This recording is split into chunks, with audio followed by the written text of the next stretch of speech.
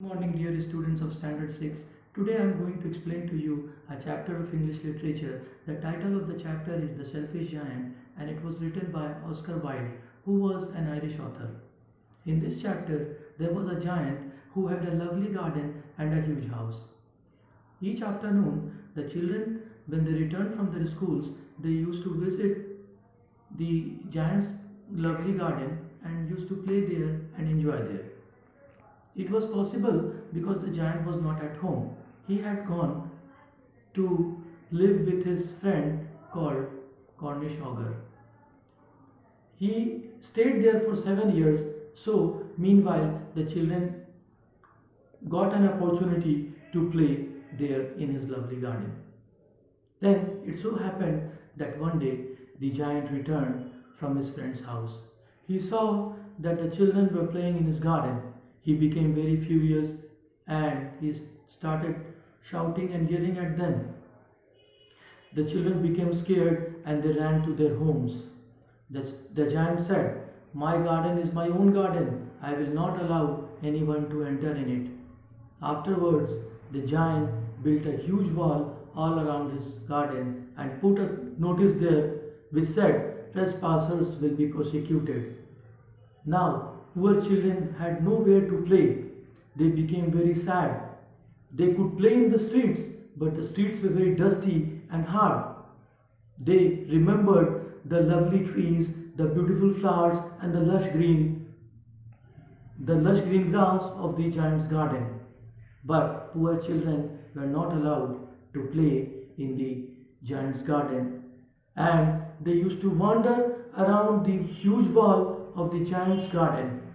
Then time passed and spring came all over the country, but spring did not come in the giant's garden. It was still winter there, and when all around the country the plants and the trees were covered with beautiful blossoms of spring, the giant's garden remained white with snow and frost. The giant wondered and he was confused.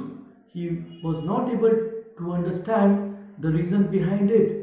He thought that spring would come in his garden, but spring did not come. Then the hail, frost, and the north wind and snow were present in the giant's garden, and they used to play and make fun of the giant. They said that the giant was very selfish.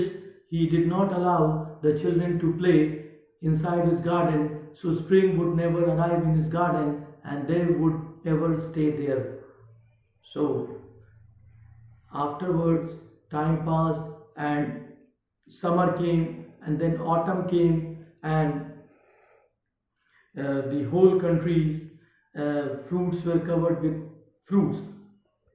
Now, one day, while the giant was lying awake in his bed, he heard a little linnet singing outside his window.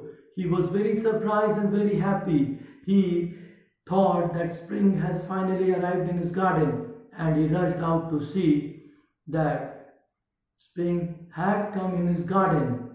It was because through a small hole in the wall, the children had crept into his garden and they were playing in his garden, and spring had come, and the trees had covered themselves into blossoms and fruits. The giant realized his mistake and he thought that he would love and embrace the children and he would break the wall all around his garden. And he did so. He took a huge axe and made the huge wall around his garden fall. Now the giant became a nice person and he allowed the children to play in his garden. When the giant became very old, he was not having any energy or strength to play with the children, but he sat in his chair and enjoyed watching the children play.